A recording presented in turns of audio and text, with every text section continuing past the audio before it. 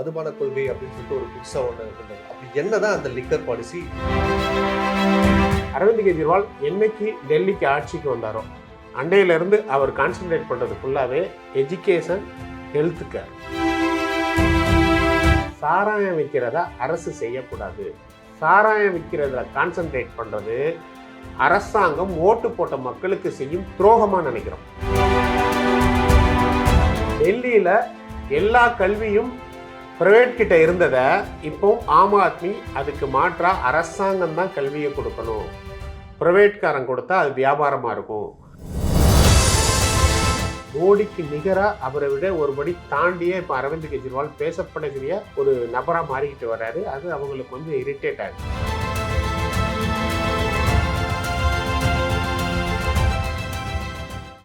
வணக்கம். இன்னைக்கு நாட்டில் பரபரப்பாக பேசப்பட்டு இருக்க டெல்லி அரசின் மதுபான கொள்கை மற்றும் டெல்லி முதலமைச்சர் அரவிந்த் கெஜ்ரிவால் அவர்களோட கைது, இதை பற்றி நமக்கு நிறைய சந்தேகங்கள் இருக்கு. அந்த சந்தேகங்கள் அத்தனைக்கும் இன்றைக்கு விடை கொடுக்க திரு TKS அவர்கள் இருக்காங்க. ஸோ நம்ம கேள்விகளை கேட்போம். வணக்கம் சார். வணக்கம். என்ன நடக்குது டெல்லியில்? உங்கள் கட்சி தலைவர்கள் மாற்றி மாற்றி அரெஸ்ட் பண்ணப்படுறாங்க. அண்ட் மதுபான கொள்கை அப்படின்னு சொல்லிட்டு ஒரு புதுசாக ஒன்று சொல்கிறாங்க. அப்படி என்னதான் அந்த லிக்கர் பாலிசி டெல்லியில் பண்ணீங்க? அப்படி என்ன நடக்குது அங்கே? அனைவருக்கும் வணக்கம். நீங்கள் நினைக்கிற மாதிரி ஒன்றும் புதுசாக நடக்கலை.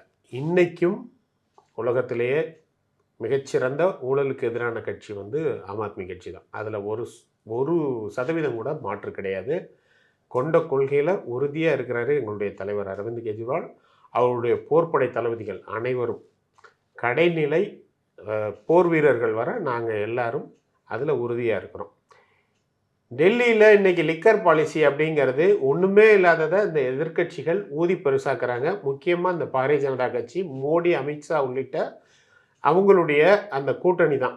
ஏன் அப்படின்னா இன்னைக்கு பிஜேபிக்கு மாற்றா, மோடிக்கு மாற்றா, மோடிக்கு நிகராக அவரை விட ஒருபடி தாண்டியே இப்போ அரவிந்த் கெஜ்ரிவால் பேசப்படக்கூடிய ஒரு நபராக மாறிக்கிட்டு வர்றாரு. அது அவங்களுக்கு கொஞ்சம் இரிட்டேட் ஆகுது. ஏன்னா எலெக்ஷனில் அடுத்து ஜெயிக்கணும், இவர் மாதிரி ஒருத்தர் வந்தார்னா மறுபடியும் நம்மளால் ஜெயிக்க முடியாது அப்படின்னு. அதனால் ஒன்றுக்குமே பெறாத ஒரு விஷயத்தை எடுத்து ஊதி பெருசாக்கி அதில் என்னவோ பல கோடி ரூபாய் ஊழல் நடந்த மாதிரி ஒரு மாய தோற்றத்தை உண்டு பண்ணிக்கிட்டு இருக்கிறது தான் லிக்கர் பாலிசி. ரொம்ப சிம்பிளுங்க. அரவிந்த் கெஜ்ரிவால் என்னைக்கு டெல்லிக்கு ஆட்சிக்கு வந்தாரோ அண்டையிலேருந்து அவர் கான்சென்ட்ரேட் பண்ணுறது ஃபுல்லாகவே எஜுகேஷன், ஹெல்த் கேர், இந்த ரெண்டு தான் ரொம்ப முக்கியமாக கான்சென்ட்ரேட் பண்ணுறாரு. அது இல்லாமல் குடும்பங்கள் லெவலில் பார்த்தீங்க அப்படின்னீங்கன்னா பிஜ்லி, அதாவது மின்சாரம், தடையில்லா மின்சாரம், இலவச மின்சாரம், தடையில்லா தண்ணீர், இலவச தண்ணீர், இதை தான் கான்சென்ட்ரேட் பண்ணுறாரு. இப்படி பண்ணிக்கிட்டு இருக்கும்போது பொதுவாகவே இந்தியாவில் பெரும்பாலான மாநிலங்களில் லிக்கருங்கிறது சாதாரணமாக கிடைக்கக்கூடியது தான். இப்போ தமிழகத்திலே லிக்கர் நிறைய டாஸ்மார்க்கெல்லாம் அரசாங்கம் எடுத்து நடத்திக்கிட்டு இருக்காங்க இல்லைங்களா? ஆனால் இந்த ஒரு இடத்துல நாங்கள் வேறுபடுறோம். டெல்லியில் எல்லா கல்வியும் பிரைவேட் கிட்ட இருந்ததை இப்போ ஆம் ஆத்மி அதுக்கு மாற்றா அரசாங்கம் தான் கல்வியை கொடுக்கணும், பிரைவேட்காரன் கொடுத்தா அது வியாபாரமாக இருக்கும், அரசாங்கம் தான் மருத்துவத்தை கொடுக்கணும், பிரைவேட்காரன் கொடுத்தா அது வியாபாரமாக இருக்கும், கல்வியும் மருத்துவமும் அரசாங்கம் தான் செய்யணும், சாராயம் வைக்கிறத அரசு செய்யக்கூடாது அப்படின்னு ஒரு முடிவெடுத்தாங்க. சாராயம் விற்கிறதுல கான்சென்ட்ரேட் பண்ணுறது அரசாங்கம் ஓட்டு போட்ட மக்களுக்கு செய்யும் துரோகமாக நினைக்கிறோம். அதனால் அரவிந்த் கெஜ்ரிவால் என்னைக்கு வந்தாரோ உடனே ஃபஸ்ட்டு அவர் முடிவு பண்ணது ஃபுல்லாக அரசு பள்ளியெல்லாம் ரெனோவேஷன் பண்ணி அரசு பள்ளியை ஃபுல்லாக தனியாரை விட சிறந்த பள்ளியாக மாற்றினார். அரசாங்க அந்த மருத்துவமனையை ஃபுல்லாக நெட்வொர்க் ரொம்ப ஒவ்வொரு கிலோமீட்டருக்கும் ஒரு மொஹலா கிளினிக்குங்கிறத உண்டு பண்ணி ஸ்ட்ரக்சர் கொண்டு வந்தார். அடுத்து அரசாங்கம் நடத்திக்கிட்டு இருந்த இந்த மதுக்கடைகளை மூடி அதை ஃபுல்லாக ப்ரைவேட்டிட்ட விடணும்னு முடிவு பண்ணி அரசாங்கம் கொள்கை அளவில் ஒரு முடிவு எடுத்தாங்க. அரசாங்கம் ஒரு அமைச்சரவையை கூட்டி அந்த அரசு எதில் செயல்படணும், எப்படி செயல்படணும் அப்படிங்கிற கொள்கை முடிவு எடுக்க முழு அதிகாரம் இந்திய அரசியலமைப்பு சட்டத்தால் கொடுக்கப்பட்டது. அப்போ நீங்கள் சொல்கிற மாதிரி பார்க்கும்போது அரசாங்கம் அந்த மதுபான கடைகளை நடத்தக்கூடாதுன்னு நிச்சயமாக வரவேற்கத்தக்க ஒரு விஷயம். அதை பண்ணதுக்கு இது எப்படி இது பூதாகாரமான விஷயமா இது மாறிச்சு? அதுதான் சொல்கிறேன். நாங்கள் என்ன பண்ணோம் அப்படின்னா, அந்த கொள்கை முடிவு எடுக்கிறதுக்கு முன்னாடி அரசாங்கம் ஏற்கனவே இருக்கிற மதுபானத்தில் என்னென்ன பிரச்சனைகள்லாம் இருக்குது சேல்ஸில் அப்படின்னு கவனிக்கும்போது கிட்டத்தட்ட மோர் தென் 50% அதில் வந்து டேக்ஸ் மட்டும் இருக்குது. மோர் தென் 50% டேக்ஸ், கிட்டத்தட்ட 70% கூட சொல்லலாம். அவ்வளோ டேக்ஸ் அதில் இருக்குது. அது மட்டும் இல்லாமல் சேல்ஸில் பார்த்தீங்கன்னா வெளியில் கன்சியூம் பண்ணுறது அப்படின்னு ஜென்ரலாக நம்ம வந்து எடுக்கிற சர்வேக்கும் சேல்ஸுக்கும் சம்மந்தமே இல்லாமல் இருக்குது. ஃபுல் அண்ட் ஃபுல் ஒரு மாஃபியாக்குள்ள அந்த மதுபானம் சிக்கிக்கிச்சு. ஏன் அப்படின்னா நீங்கள் வெளியில் டேக்ஸ் கொடுத்து அதை வாங்கணும். மாஃபியா அதில் உள்ள ஆட்கள் பாரதிய ஜனதா சேர்ந்த பலர் அதில் இருக்காங்க. அந்த மாஃபியாவில் அவங்க எல்லாமே அரசாங்கத்துக்கு தெரியாமல், அரசாங்கத்துக்கு வரி கட்டாமல் டைரெக்டாக அந்த மதுபானத்தை கள்ளச்சந்தையில் விற்று நிறைய ப்ராஃபிட் பார்த்துக்கிட்டு இருக்காங்க.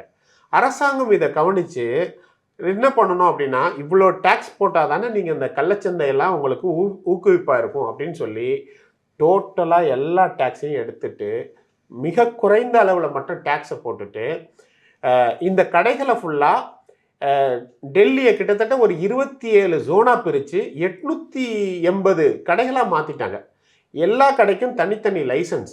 அரசாங்கத்துக்கு ஒரு சாராயத்தை விற்று கிடைக்கிற வருமானம் எந்த இடத்துலையும் குறையாமல், அதை விட அதிகமாக தான் இருக்குமே தவிர, அதே நேரத்தில் இந்த கள்ளச்சந்தையையும் தடுக்கணும் அப்படிங்கிற ஒரு நோக்கத்துக்காக இந்த பாலிசி எடுத்துகிட்டு வந்து டேக்ஸை குறைச்சோம், கடைகளை அதிகப்படுத்தணும், எல்லாமே ப்ரைவேட்டை கொடுத்தோம்.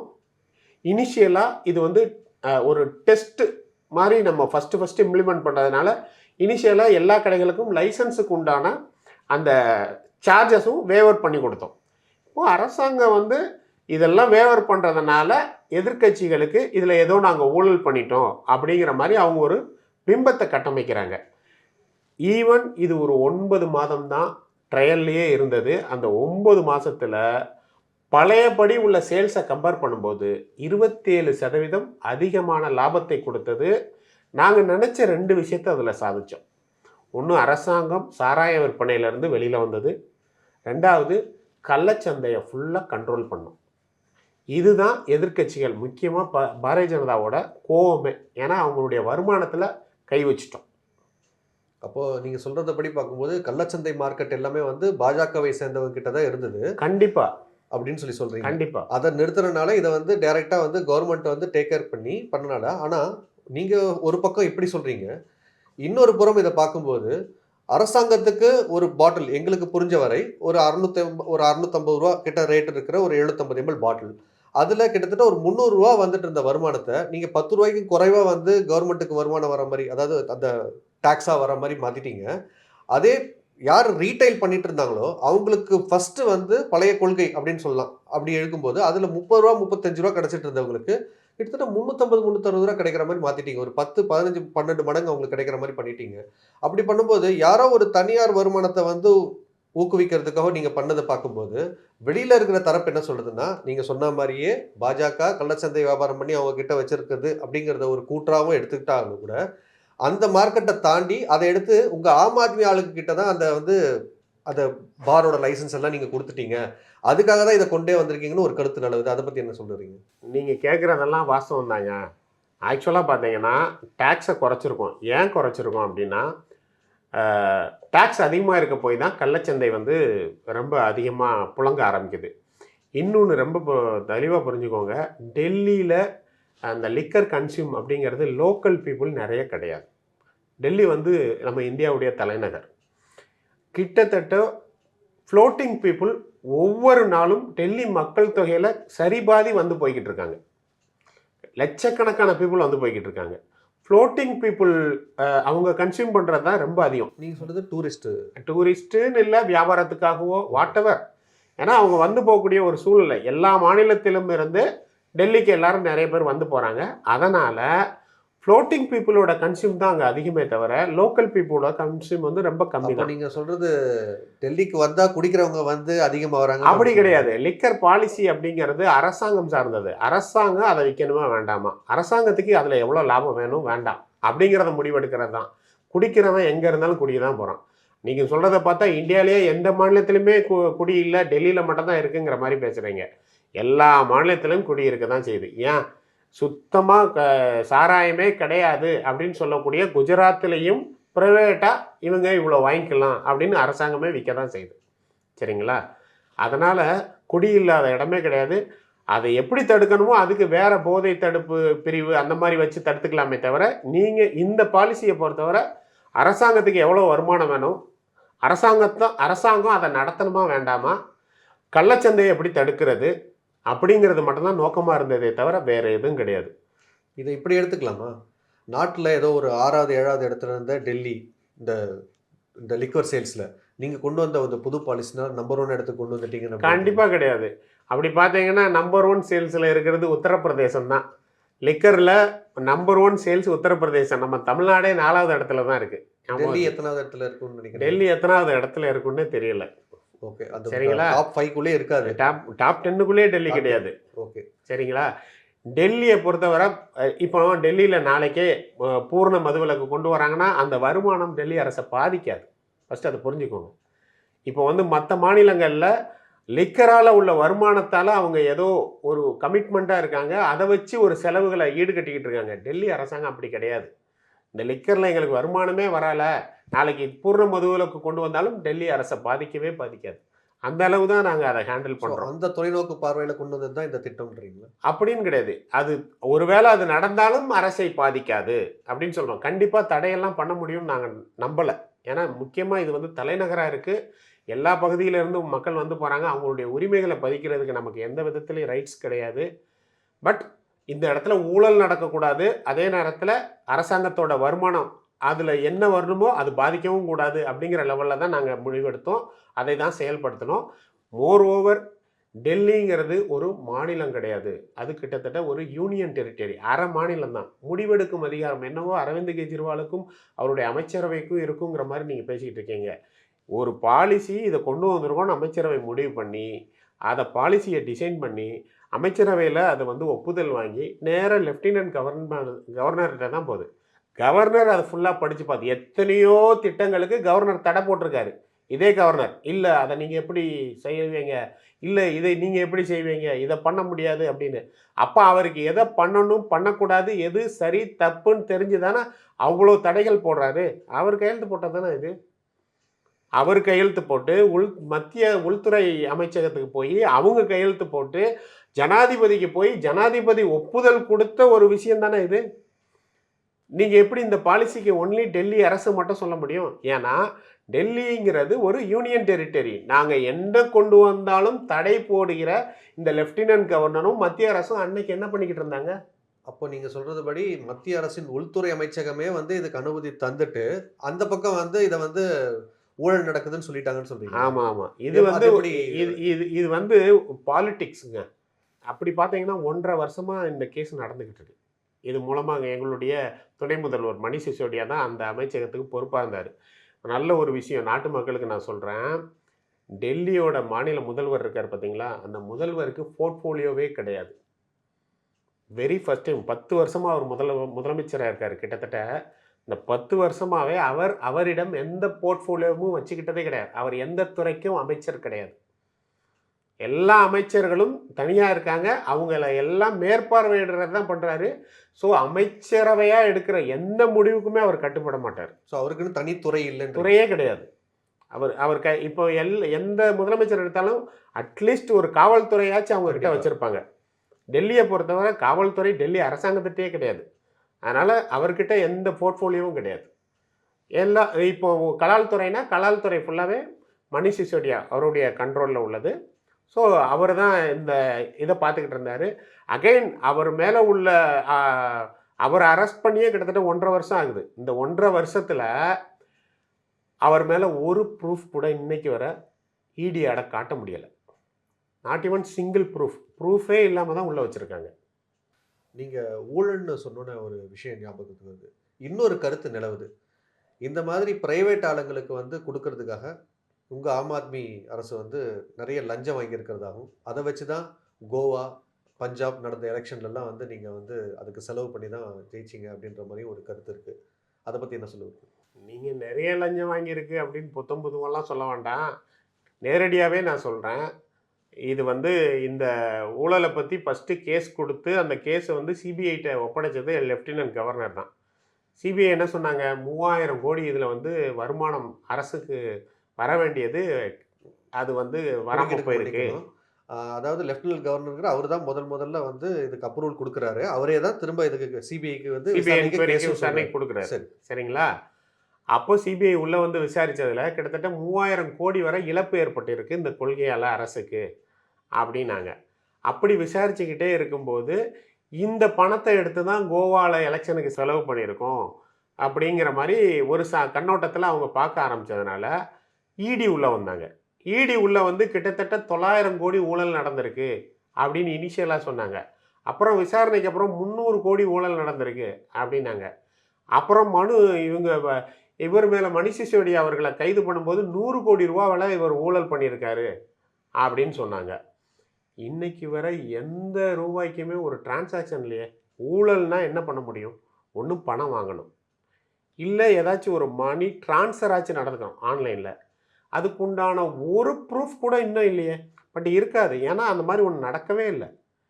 நீங்க சாதாரணமா ஒரு 1000, 2000 செலவு பண்ணாலே அதுக்கு ப்ரூஃப் இருக்கும். கோடிக்கணக்கில் சொல்கிறீங்க. 100 கோடி, 200 கோடி, 500 கோடி, 1000 கோடி வாய்க்கு வந்ததை சொல்கிறீங்க. 3000 கோடியில் ஆரம்பிச்சது இப்போ 100 கோடியில் வந்து மணீஷ் சிசோடியா அவர்களை கைது பண்ணும்போது யாருக்கோ 1 கோடி அனுப்புனாங்க. அந்த 1 கோடி தான் ஊழல்னாங்க. 3000 கோடி எங்கே இருக்குது, 1 கோடி எங்கே இருக்குது? இப்போ நாளைக்கு வந்து 50 லட்சம் ஊழல், 1000 ரூபா ஊழல்னு அங்கே வந்துடுவீங்களா? ஆக இது வந்து ஒரு ஜோடிக்கப்பட்ட வழக்கு. வாய்க்கு வந்ததை சொல்லலாம், ப்ரூஃப் வேணும். நீங்கள் என்ன கேஸ் போட்டாலும் ஏதாச்சும் ஒரு ப்ரூஃப் கண்டுபிடிச்சிருக்கீங்கன்னா சொல்லுங்கள். இப்போ வந்து 1.5 வருஷமாக மணீஷ் சிசோடியா அவர்கள் வந்து ஜெயிலில் இருக்காங்க. கோர்ட் வந்து இடிக்கு கண்டனம் தெரிவிச்சுக்கிட்டு இருக்கு. ஒவ்வொரு தடவை வரும்போதும், ஒவ்வொரு தடவை இடி வாய்தா வாங்கும் போதும், இன்னும் நீங்கள் ஏன் சார்ஜ் ஷீட் போடலை அப்படின்னு கேட்டுக்கிட்டு இருக்காங்க. ஒரு மனுஷனை கைது பண்ணி இத்தனை வருஷமா சார்ஜ் ஷீட் போடாமல் இருப்பீங்க. ஸோ 1.5 வருடங்களா வந்து சார்ஜ் ஷீட்டே போடலை, இன்னும் ட்ரையலுக்கே போகலை. ஏன்னா அவங்களோட ப்ரூஃபே கிடையாது. அவங்க கைது பண்ணின சட்டம் அந்த மாதிரி. இந்த பிஎம்எல்ஏ ஆக்டுங்கிறது ரொம்ப மோசமான ஒரு சட்டம்.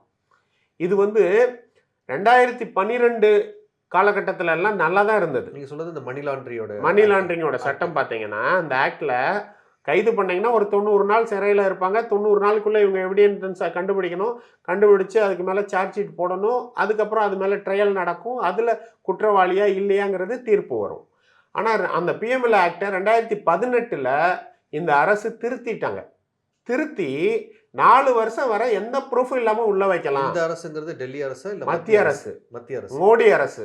தெளிவாக சொல்லதான் இருந்தா, இந்த மோடி அரசு எதிர்க்கட்சிகள் மேலே பழி வாங்கணுங்கிற ஒரே எண்ணத்தில் 2018 இதை திருத்துறாங்க. எப்படி திருத்துறாங்க? நார்மலாக 3 மாதம் வரை நீங்கள் ப்ரூஃபே இல்லாட்டாலும் இடி வந்து ஒரு விசாரணை கைதியை உள்ளே வச்சுக்கிட்டு அவங்களுக்கு மேலே உள்ள ப்ரூஃபை வெளியில் தேடலாம். ஆனால் இந்த சட்டத்தின்படி, இந்த திருத்தத்தின்படி கிட்டத்தட்ட 4 வருஷம் வரை உள்ளே வச்சுக்கலாம் எந்த ப்ரூஃபும் இல்லாட்டாலும்.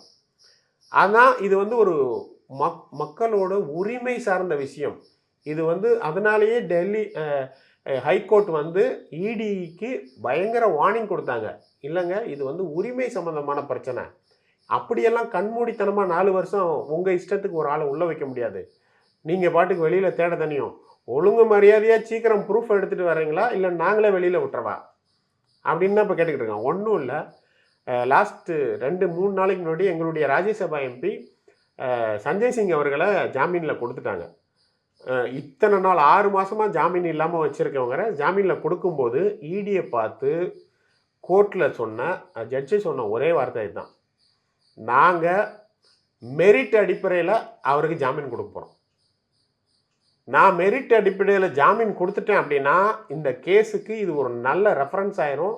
இதை பேஸ் பண்ணி எல்லா கேஸில் உள்ள எல்லாரும் வெளில வந்துடுவாங்க. மெரிட் அடிப்படை மீன்ஸ் அவங்களுக்கு அந்த கேஸில் எந்த ப்ரூஃபும் கிடைக்கல, இதுக்கு முன்னாடி இவங்க மேலே இந்த மாதிரி எந்த கேஸும் கிடையாது, இவர்கள் அப்படி மீன்ஸ் இவர் சுத்தமானவங்க, இந்த மாதிரி விஷயங்கள்லாம் இவங்க தலையிடுறதே கிடையாது, அந்த மாதிரி மெரிட் அடிப்படையில் கொடுத்துட்டா. அதனால தான் இடி இவ்வளோ நாளாக அப்ஜெக்ஷனே சொல்லிக்கிட்டு இருந்தவங்க நேற்று அப்ஜெக்ஷனே சொல்லலை. ஏன்னா மெரிட் அடிப்படையில் நாங்கள் வந்து விடுதலை செய்கிறோம், இல்லை ஜாமீன் கொடுக்குறோன்னு அவங்க எழுதிட்டாங்கன்னா இந்த ரெஃபரன்ஸ் போதும், மீதி எல்லாரும் வெளில வந்துடுவாங்க. அதை அவங்க எழுதக்கூடாதுங்கிறதுக்காக இடி என்ன சொல்கிறாங்க, 2 மணி நேரம் கேப் கொடுத்தாங்க. மதிய இடைவேளைக்கு அப்புறம் ட்ரையல் வரும்போது, இல்லை நீங்கள் உங்களுக்கு ஜாமீன் கொடுக்கறதுல எங்களுக்கு எந்தவித ஆட்சேபமும் இல்லை, அவர்கிட்ட நாங்கள் விசாரணை பண்ணுறதெல்லாம் முடிச்சிட்டோம் அப்படின்னு சொல்லிட்டாங்க. கோர்ட்டு சொன்னது ஒன்று தான், நீ இதை சொல்லலை அப்படின்னா நான் அது வழியாக விட்டுருவேன், எனிவே நீ என்ன வேணாலும் சொல்லு, நான் விட தான் போகிறேன் அப்படிங்கிற மைண்ட் செட்டில் சொல்லிட்டாங்க. ஏன்னா கோர்ட்டுக்கு இந்த தெரியும். வழக்குல இருந்து அவரை வந்து விடுவிச்சிட்டாங்கன்னு சொல்லி விடுவிக்கலை, ஜாமீன் ஜாமீன் கொடுத்துருக்காங்க. ஜாமீன் கொடுத்துட்டாங்க. கேஸ் அது பாட்டுக்கு நடந்துக்கிட்டே இருக்கும், ஒரு முடிவு வரதண்ணியும். நீங்க ஈடின்னு மென்ஷன் பண்ணால கேட்குறேன். கிட்டத்தட்ட சரியா சொல்லணும்னா 2012ல் ஆளுங்கட்சியை சேர்ந்த ஒருத்தருக்கு வந்து அந்த இடியிலேருந்து ஒரு சம்மன் போகும்போது முதல் சம்மனுக்கே வந்து அவர் வந்து ஆஜராகலைங்கிறத சுட்டி காட்டும் விதமாக ஒரு ட்வீட் போட்டிருந்தாரு அரவிந்த் கெஜ்ரிவால். ஸோ இது மாதிரி அவங்களுக்கு வந்து மதிப்பு கொடுத்து இடியிலேருந்து கூப்பிட்டாங்கன்னா அவங்களுக்கு வந்து மரியாதை கொடுத்து போகணும்னு சொல்லிட்டு அப்படி சொன்ன ஒரு மனிதர் 9 சம்மன் அமிச்சும் அதுக்கு வந்து ரெஸ்பாண்ட் பண்ணாமல் இருந்ததுக்கான காரணம் என்ன? இதை நான் இப்போ தான் உங்ககிட்ட சொன்னேன். நானே அதில் ஆன்சர் சொல்லிட்டு நீங்கள் கேள்வி இப்போ கேட்டிருக்கீங்க, ஒன்றும் பிரச்சனை இல்லை. 2012 அந்த சட்டம்ங்கிறது வேற. பிஎம்எல்ஏல 2018 அதில் ஒரு சட்ட திருத்தம் கொண்டு வந்தாங்க. 2012 படி அவர் என்ன சொல்கிறாருன்னா, மடியில் கனம் இல்லைன்னா போய் தைரியமாக போய் ஃபேஸ் பண்ண வேண்டியதானே அப்படிங்காரு. அதனால் ஃபேஸ் பண்ணதுனால எந்த பாதிப்பும் வரப்போகிறதில்ல. அதிகபட்சம் அவங்க விசாரணைக்குன்னு உள்ள வச்சாலும் 90 நாள் தான் வைக்க முடியும். 90 நாளைக்கு மேலாம் விசாரணைக்கெல்லாம் வைக்க முடியாது. இப்போ வந்து 4 வருஷம் வைக்க இப்போ முடியும். 4 வருஷம் வைக்க முடியும். அதையும் மீன் பண்ணி அவர் வந்து அந்த முடிவு எடுக்கலை. அதுக்கு முன்னாடியே அதனுடைய பாதிப்பை நாங்கள் உணர்ந்துட்டோம். எப்படின்னா, உத்தரகாண்டில் நாங்கள் மிக சிறந்த அளவில் பிரச்சாரத்தை பண்ணிக்கிட்டு இருந்தோம். அந்த சமயத்தில் ஜதேந்தர் ஜெயின் அப்படிங்கிற எங்களுடைய அமைச்சர் தான் உத்தரகாண்டோட இன்சார்ஜாக இருந்தார். கரெக்டாக எலெக்ஷனுக்கு 1 மாதத்துக்கு முன்னாடி அவரை கைது பண்ணி உள்ளே வச்சாங்க. சந்தேகத்தின் அடிப்படையில் இன்னைக்கு வர கிட்டத்தட்ட 2.5 வருஷம் ஆயிடுச்சு, அவர் மேலே சார்ஜ் ஷீட் ஃபைல் பண்ணல, இன்னும் வந்து ட்ரையலுக்கு வரல. ஸோ அவர் எந்தவித முகாந்தரமும் இல்லாமல் வெறும் அவங்களுடைய கற்பனையின் அடிப்படையிலேயே அவரை தூக்கி உள்ள வச்சிட்டாங்க. குஜராத்தோட இன்சார்ஜாக இருந்தவர் எங்களுடைய துணை முதல்வர் மணிஷ் சிசோடியா அவர்கள். இதே மாதிரி தான் காலரை தூக்கி விட்டுட்டு நாங்கள் எதுக்கும் அஞ்ச மாட்டோம், எங்கள் மடியில் கனம் இல்லைன்னு போய் தன்னுடைய அரவிந்த் கெஜ்ரிவால் அவர்கள் சொன்னார், அதே இதை நாங்களும் ஃபாலோ பண்ணுவோம் அப்படின்னு போய் இடியோட என்கொயரி அட்டன் பண்ணதான் எந்தவித முகாந்தரமும் இல்லாமல் தூக்கி உள்ளே வச்சு 1.5 வருஷம் ஆச்சு. இன்றைக்கி வர வெளியிடல. அன்னைக்கு அவர் உள்ளே வச்சது காரணம் குஜராத் எலெக்ஷனில் மோசமான தோல்வியை மோடி சந்திச்சிருப்பார். அதை தவிர்க்கிறதற்காக தான் மணிஷ் சிசோடியா அவர்களை உள்ளே வச்சாங்க. ஈவன் தோ குஜராத்தில் 14% ஓட்டு வாங்கினோம், 60 லட்சம் மக்கள் எங்களுக்கு வாக்களிச்சிருக்காங்க, 5 எம்எல்ஏ கொடுத்துருக்காங்க. ஒருவேளை மணிஷ் சிசோடியா மேலே கை வைக்காமல் இருந்தால் அன்னைக்கு பிஜேபி அங்கே அரசாங்கத்தையே கொண்டு வந்திருக்க முடியாது. ஆம் ஆத்மி கட்சி ஒரு முக்கிய பங்கோட காங்கிரஸ் அங்கே ஆட்சி அமைச்சிருக்கும். அப்போ நீங்கள் சொல்கிறது வந்து இது முழுக்க முழுக்க மத்திய அரசின் அரசியல் பழிவாங்கல். இன்னைக்கு கூட அரவிந்த் கெஜ்ரிவால் அவர்களை கைது பண்ணதுக்கு உண்டான காரணமே மத்திய அரசு மோசமான ஒரு தோல்வியை இந்த 2024 பார்லிமெண்ட் தொகுதியில் அது வாங்க போது. அதுக்கு முக்கிய காரணமாக அரவிந்த் கெஜ்ரிவால் இருப்பார். வட இந்தியா முழுவதும் மோடி எவ்வளவு பிரதானமான தலைவரோ அதுக்கு ஈக்குவல், அதுக்கு ஒரு படி மேலே தான் அரவிந்த் கெஜ்ரிவால் அவர்களும். ஏன்னா வட இந்தியா அரவிந்த் கெஜ்ரிவாலை உற்று நோக்கிக்கிட்டதுக்கு டெல்லியில் ஏற்பட்ட மாற்றம் இப்போ பஞ்சாபில் நடந்துக்கிட்டு இருக்கு. அங்கே ஒரு மாநிலத்தில் கூட கல்வி அறிவுங்கிறது கம்பேர் பண்ணிங்கன்னா நம்ம தென்னிந்தியாவோட ரொம்ப மோசமாக இருக்கும். ஸ்கூல்ஸோட இன்ஃப்ராஸ்ட்ரக்சர் அவ்வளோ மோசமாக இருக்கும். அரவிந்த் கெஜ்ரிவால்ங்கிற ஒரு மனுஷர் வந்ததுக்கு அப்புறம் தான் ஸ்கூல்னால் இப்படித்தான் இருக்கணும், ஹாஸ்பிட்டல்னால் இப்படித்தான் இருக்கணும்னு டெல்லிலையும் பஞ்சாப்லேயும் பண்ணி காட்டியிருக்கோம். இப்போ அந்த பாதிப்பு வட இந்தியாவில் ஐயோ நம்ம மாநிலத்தில் இல்லையேங்கிற எண்ணம் மக்களிடம் இருக்குது. அரவிந்த் கெஜ்ரிவாலுடைய ஒவ்வொரு வார்த்தையும் மக்களிடம், அடித்தட்டு மக்களிடம் போய் சேர்ந்துக்கிட்டு இருக்கு. ஏன் அப்படின்னா அவர் கார்ப்பரேட்டுக்காகவோ பணக்காரர்களுக்காகவோ வேலை செய்கிற ஒரு முதலமைச்சர் கிடையாது.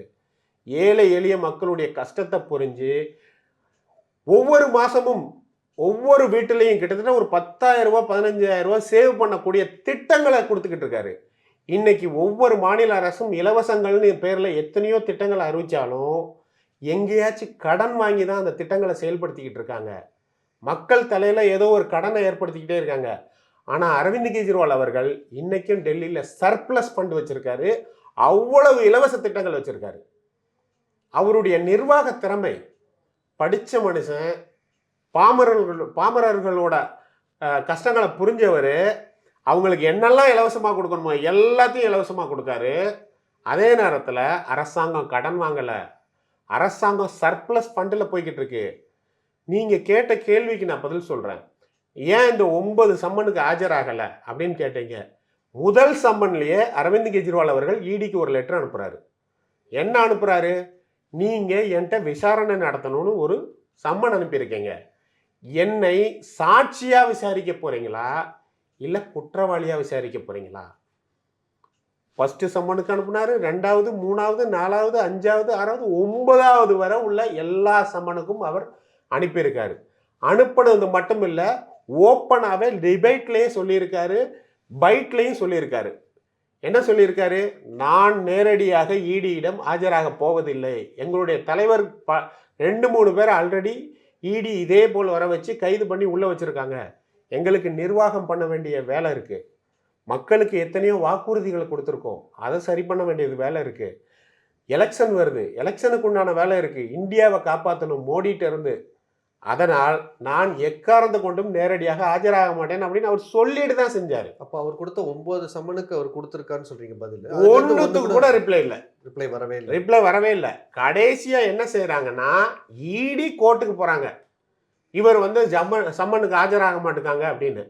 அப்போ கோர்ட் என்ன சொல்லுதுன்னா, மார்ச் 16ஆம் தேதி அவர் ஆஜராவார் கோர்ட்டில், அப்போ நம்ம பேசிக்கலாம் அப்படின்னு சொல்கிறாரு. அப்போ அரவிந்த் கெஜ்ரிவால் கோர்ட்டில் ஒரே ஒரு கேள்வி வைக்கிறார். 16ஆம் தேதி ஆஜராகிறேன் கோர்ட்டில், இடிக்கே நான் என்னுடைய முழு ஒத்துழைப்பு கொடுக்குறேன். இடி எப்போ வேணாலும் என்கிட்ட என்ன கேள்வினாலும் கேட்கட்டும், என்னுடைய முழு ஒத்துழைப்பு கொடுக்கேன். ஆனால் அது வீடியோ கான்ஃபரன்ஸில் நடக்கட்டும். ஏன்னா இப்போ எனக்கு வந்து இந்த வருஷத்துக்கு உண்டான சட்டப்பேரவை ஃபினான்சியல் இது நடந்துக்கிட்டு இருக்கு. இந்த வருஷத்துக்கு உண்டான வரவு செலவு தாக்கல் பண்ணணும், நான் அதில் கான்சென்ட்ரேட் பண்ணணும். அதனால் எனக்கு டைம் கொடுங்க. அவங்க என்ன கேள்வினாலும் என்ன வீடியோ கான்ஃபரன்ஸில் கேட்கட்டும், அதை ஆன்லைனில் கூட எல்லாருக்கும் ஒளிபரப்பு பண்ணட்டும். ஏன்னா இடி மேலே எங்களுக்கு நம்பிக்கை இல்லை. நேராக போனால் அவங்க எந்த கேள்வியும் கேட்குறதில்ல. எங்களுடைய பழைய தலைவர்களுடைய இன்புட்டின் படி பார்த்தீங்கன்னா, சும்மா உட்கார வச்சுட்டு ஒரு 15 மணி நேரம் 20 மணி நேரம் வெளிப்பார்வைக்கு மீடியாவுடைய அட்டென்ஷனுக்கு ஏதோ விடிய விடிய ரைட் பண்ணோம், விடிய விடிய கேள்வி கேட்டோங்கிற மாதிரி வச்சுட்டு அவங்ககிட்ட கேள்வியே இல்லை, ஒரே கேள்வியே திருப்பி திருப்பி கேட்பாங்க. கோவா எலெக்ஷன்லாம் என்ன பண்ணீங்க, கோவா எலெக்ஷன்லாம் என்ன பண்ணீங்க? ஒரு தடவை பதில் சொல்லலாம், 2 தடவை பதில் சொல்லலாம். திருப்பி திருப்பி கேட்டாலும் அதே பதில் தான் சொல்ல முடியும். அதனால் அவங்க என்ன கேள்வி கேட்காங்கன்னு மக்கள் தெரிஞ்சுக்கணும். நீங்கள் வீடியோ கான்ஃபரன்ஸில் பண்ணுங்கள், அதை லைவாக நீங்கள் என்ன பதிலே பண்ணுங்கள். அதுக்கு இடி கொடுத்த பதில் பார்த்தீங்கன்னா, அதெல்லாம் நாங்கள் பண்ண முடியாது, நேரடியாக தான் சொல்லணும் அப்படின்னு உடனே அரவிந்த் கெஜ்ரிவால் மறுபடியும் அந்த கோர்ட்டில் வந்து ஒரு கோரிக்கை வைக்கிறாரு. இடி என்னை கைது பண்ணக்கூடாது அப்படின்னு ஒரே ஒரு உத்தரவாதம் மட்டும் கொடுங்க, நான் நேராக போகிறேன் அப்படின்னு. அப்போது கோர்ட் சொல்கிறாங்க, 16ஆம் தேதி ஹியரிங் இருக்குல்ல, வாங்க பார்த்துக்கலாம், இப்போதைக்கு அந்த மாதிரி உத்தரவெல்லாம் போட முடியாது. இந்த ஒரு வார்த்தையை ஆயுதமாக பயன்படுத்தின இடி 15ஆம் தேதியே போய் கைது பண்ணிட்டு வந்துட்டாங்க. 16ஆம் தேதி ஆஜருக்கு முன்னாடியே 15ஆம் தேதி அவர் அரெஸ்ட் பண்ணிட்டாங்க. ஆனால் ஒரு கோர்ட்டு ஆதாரங்கள் எதையும் பார்க்காம எப்படி வந்து அந்த அரெஸ்ட்டுக்கு வந்து துணை போகும்? இல்லை, அது அந்த சட்டத்தோட கொடுமை. அந்த சட்டமே ஒரு கருப்பு சட்டம். எங்களை பொறுத்தவரை பிஎம்எல்ஏ சட்டங்கிறது கருப்பு சட்டம். அந்த சட்ட திருத்தத்தின்படி தான் இது எல்லாமே. அரசாங்கம் என்ன சட்டம் கொண்டு வந்தாலும் கோர்ட் ஃபாலோ பண்ணும், வேற வழி கிடையாது. அந்த சட்டத்தின்படி சந்தேகத்தின் பேரிலே ஒருத்தர் 4 வருஷம் வர வச்சுக்க முடியும். ஆமாம், இன்னைக்கு வர ப்ரூஃப் இல்லையே. இப்போ இவர் எப்படி வெளில வந்தார், எங்களுடைய எம்பி சஞ்சய் சிங், ப்ரூஃபே இல்லை. சும்மா ஒருத்தரை அரெஸ்ட் பண்ணுறது, ஒரு தொழிலதிபரை அரெஸ்ட் பண்ணுறது, அவர்கிட்ட ஸ்டேட்மெண்ட் கேட்குறது, கிட்டத்தட்ட 9 ஸ்டேட்மெண்ட்டில் அவர் வந்து எந்த சூழ்நிலையும் ஆம் ஆத்மி தலைவர்கள் பேரே சொல்லலை எங்கேயுமே. நீங்கள் குறிப்பிட்டு சொல்லும்போது அப்போது என்ன சொல்ல வரீங்க, ஒரு 3 கட்சி தலைவர்கள் கிட்டத்தட்ட 1.5 வருஷம் 2 பேரும், இன்னொருத்தர் 2.5 வருஷமும் இருந்ததா சொல்கிறீங்க. ஸோ 6 மாதம் 1.5 வருஷம் 2.5 வருஷம். சரி, அப்படி இதில் 1.5 வருஷம் இருந்தவர் இப்போ வெளியில் வந்துட்டார் இல்லையா? 6 மாதம் இருந்தவர் வெளில வந்திருக்காரு. ஓகே, 6 மாதம் இருந்தவர் வெளியில் வந்துட்டார். அப்படின்னும் போது அடுத்ததாக 1.5 வருஷம் இருக்கவர் 2.5 வருஷம் இருக்கும்போது ப்ரூஃப் இல்லாமல் தான் இருக்காங்க. ஆமாம், அவங்களும் கூடிய விரைவில் வந்து கண்டிப்பாக வெளில வந்துடுவாங்க. கண்டிப்பாக வெளில வந்துடுவாங்க. இந்த கருப்பு சட்டத்தால் தான் இவங்க எல்லாருமே உள்ளே இருக்காங்க. இவங்க மட்டும் இல்லை, இந்த மத்திய அரசு, இந்த மோடி அரசு எதிர்க்கட்சிகளை ஒடுக்குவதற்காக ஊழல் பிரச்சனையெல்லாம் விசாரிக்கிறதுக்கு சிபிஐ இருக்குது. ஐடி சம்மந்தமான பிரச்சனையை விசாரிக்கிறதுக்கு ஐடி இன்கம் டேக்ஸ் டிபார்ட்மெண்ட் இருக்குது. ஆனால் இப்போது இந்த சட்ட திருத்தத்தை பயன்படுத்தி எல்லாத்துலேயும் இடியை நுழைக்கிறாங்க. தேவையே இல்லாமல் என்ஃபோர்ஸ்மெண்ட் டைரக்டர் தான் உள்ளே வருது. அந்த சட்டத்தை இப்போ வந்து இது வந்து ஊழல் சம்மந்தமானது, இல்லை லஞ்சம் வாங்கிட்டோம் 100 கோடி லஞ்சம் வாங்கிட்டோம்னு சொன்னாங்க. லஞ்சத்தை யார் விசாரிக்கணும்? சிபிஐ விசாரிக்கணும். லஞ்சத்தை ஈடியா விசாரிக்கணும். ஈடி வந்து கஞ்சா சம்மந்தமாக இந்த மாதிரி பெரிய பெரிய விஷயங்கள் நடக்கும்போது அதுக்குன்னு தான் ஏற்படுத்தப்படுது ஈடி. கஞ்சா கடத்துறான், அது மூலமாக மணி லாண்ட்ரிங் ஆகுது, ஃபாரின்ல ஹவாலால மணி கருப்பு படத்தை வெள்ளை படமா பார்க்குற அந்த மாதிரி விஷயத்துக்கு விஷயத்துக்கு தான் வரணும். லஞ்ச வழக்குகள்லாம் ஈடி வர வேண்டிய அவசியமே கிடையாது. இவர்கள் எதிர்க்கட்சிகளை பழி வாங்கிறதுக்காக ஈடியை பயன்படுத்துறாங்களே தவிர வேற எதுவுமே கிடையாது. சரி சார், இப்போ நீங்கள் சொல்கிறதுல வந்து உங்கள் கொள்கையெல்லாம் நல்லா டெல்லியோட அந்த மதுபான கொள்கை அப்படிங்கிறது தெரிய வருது. ஆனால் அப்படி நீங்கள் வந்து அதில் ஒரு ஸ்ட்ராங்காக இருக்கிற பட்சத்தில் ஏன் அந்த கொள்கையை திரும்ப வாங்கினீங்க? ரொம்ப சிம்பிளுங்க. நான் ஏற்கனவே சொன்ன மாதிரி டெல்லி ஒரு மாநிலம், முழு மாநிலம் கிடையாது, யூனியன் டெரிட்டரி. நாங்கள் எது செய்தாலும் லெஃப்டினன்ட் கவர்னரோட ஒப்புதல் இல்லாமல் செய்யவே முடியாது. ஆக்சுவலாக இன்றைக்கி நீங்கள் எங்களெல்லாம் கைது பண்ணுறீங்க அப்படின்னா லெஃப்டினன்ட் கவர்னரையும் கைது பண்ணணும், ஏன்னா அவர் தான் ஒப்புதல் கொடுத்தாரு. உள்துறை அமைச்சரையும் கைது பண்ணணும், அவர் தான் ஒப்புதல் கொடுத்தாரு. ஜனாதிபதி தான் அதுக்கு ஃபைனலாக கையெழுத்து போட்டது, அவங்களையும் நீங்கள் கைது பண்ணணும். படித்து தானே அவங்க கையெழுத்து போட்டிருப்பாங்க. எத்தனையோ திட்டங்களை இவங்க தடை பண்ணவங்க தான். ஏதோ நீங்கள் கொடுத்தோம் நாங்கள் கையெழுத்து போட்டோம்னு கூட சொல்ல முடியாது. ஏன்னா இதுக்கு முன்னாடி நிறைய எடுத்துக்காட்டு இருக்குது. இவங்க கையெழுத்து போடாத எத்தனையோ திட்டங்கள்லாம் இருக்குது. மக்களுக்கான திட்டங்கள்லாம் தடுத்துருக்காங்க. மிகப்பெரிய போராட்டத்துக்கு பின்னாடி அதெல்லாம் நாங்கள் அப்ரூவ் வாங்கியிருக்கோம். அப்போ இவங்க படிச்சுட்டு தான் போட்டாங்க. இவங்களே நீங்கள் கைது பண்ணணும். இது ஒரு அரசியல் பழிவாங்கன்னு இது மூலமே தெரியும். ஏன் இந்த சட்டம் வாபஸ் வாங்கணும் அப்படின்னா, ஃபஸ்ட்டு இனிஷியலாக ஒரு குறிப்பிட்ட காலத்துக்கு ஒரு அதை இம்ப்ளிமெண்ட் பண்ணி பார்ப்போம் அப்படிங்கிற லெவலில் தான் இம்ப்ளிமெண்ட் பண்ணாங்க. Trial period. ஆமாம், ட்ரையல் பீரியட். ஸோ அது இந்த தேதி இந்த மாதம் வரதான் அப்படின்னு ஃபஸ்ட்டு ஃபிக்ஸ் ஆயிடுச்சு. அதுக்குள்ளே இம்ப்ளிமெண்ட் பண்ணி சேல்ஸ் எல்லாம் ப்ரைவேட்டில் ஸ்டார்ட் பண்ணிட்டாங்க. இந்த சிபிஐ என்கொயரிங்கிறது இந்த பீரியட்குள்ளேயே வர ஆரம்பிச்சிருச்சு. சிபிஐ என்கொயரி, இதில் ஊழல் நடந்திருக்கு அப்படி இப்படின்னு இவங்க ஏதோ கதையை கட்டி வர ஆரம்பித்த உடனே இதுக்கு மூல காரணமும் லெஃப்டினன்ட் கவர்னரும் பிஜேபியும் தான். அப்போது அவங்க வந்து இந்த சட்டத்தை அடுத்த ரினிவல் அப்படின்னு வரும்போது ரினிவலுக்கு ஒப்புதலே கொடுக்கல இந்த லெஃப்டினன்ட் கவர்னர். நாங்கள் கடைசி நிமிஷம் வர போராடணும் ரினிவலுக்கு தான். ஏன்னா இந்த திட்டம் ஒரு அருமையான திட்டம். இந்த 9 மாதத்தில் பழைய சேல்ஸை கம்பேர் பண்ணும்போது 27% அதிக வருமானத்தை கொடுத்துருக்கு. சரிங்களா? ஸோ இந்த ரினிவலுக்கு கடைசி வர போராடும் போதும் மத்திய அரசாங்கத்திலேருந்து, அதாவது லெஃப்டினன்ட் கவர்னர்லேருந்து எங்களுக்கு ஒத்துழைப்பு கிடைக்கல.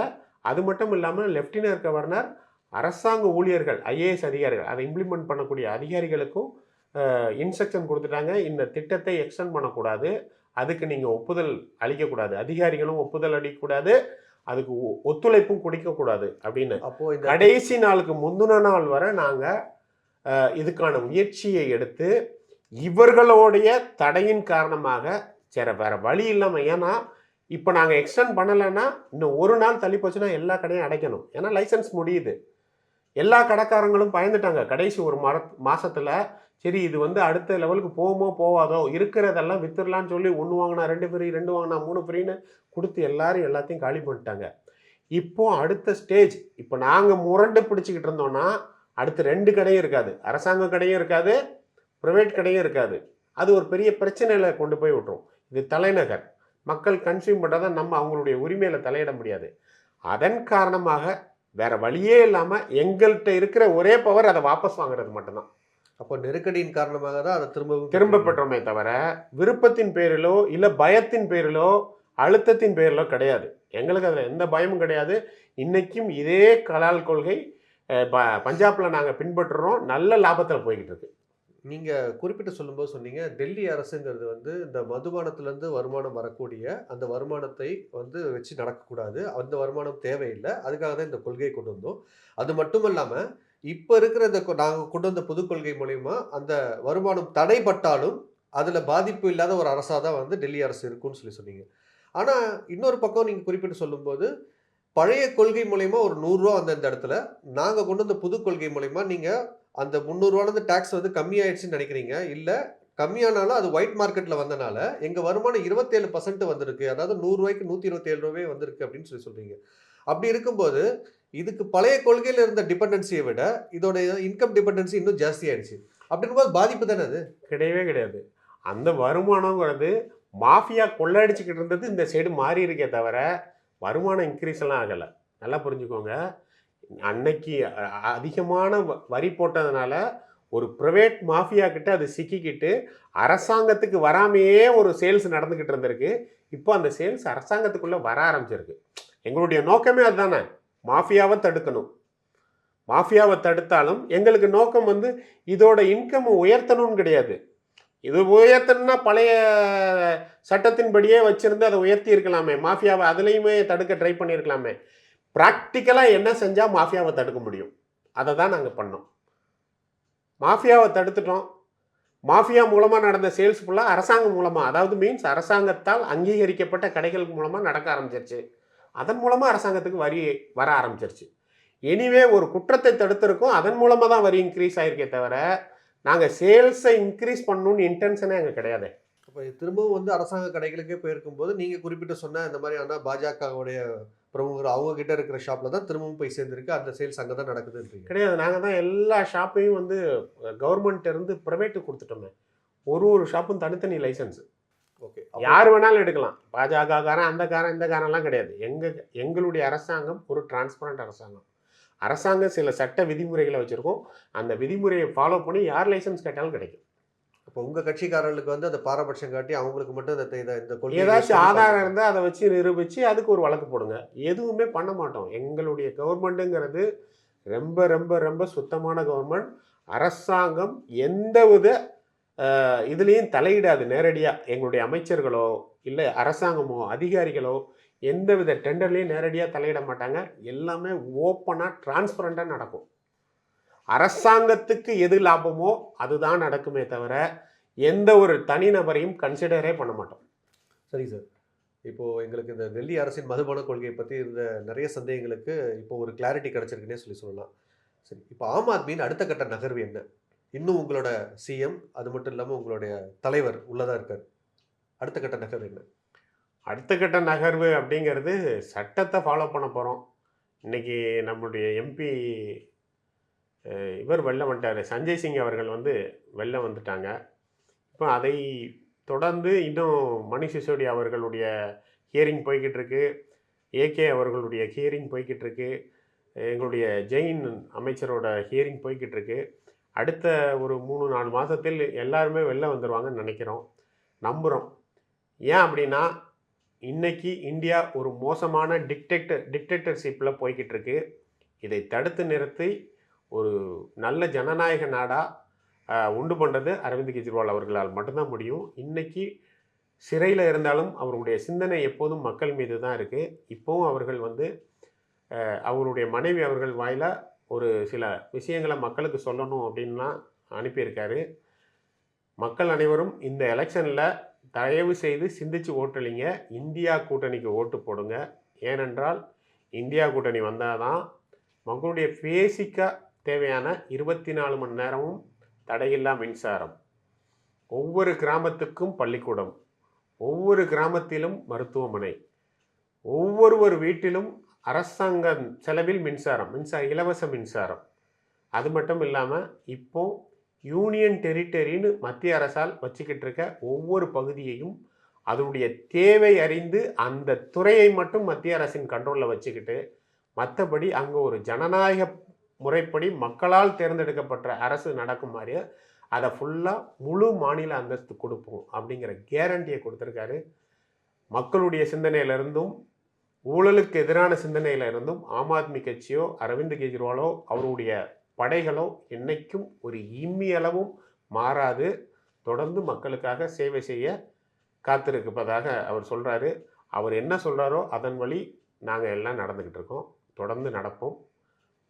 நன்றி. வணக்கம்.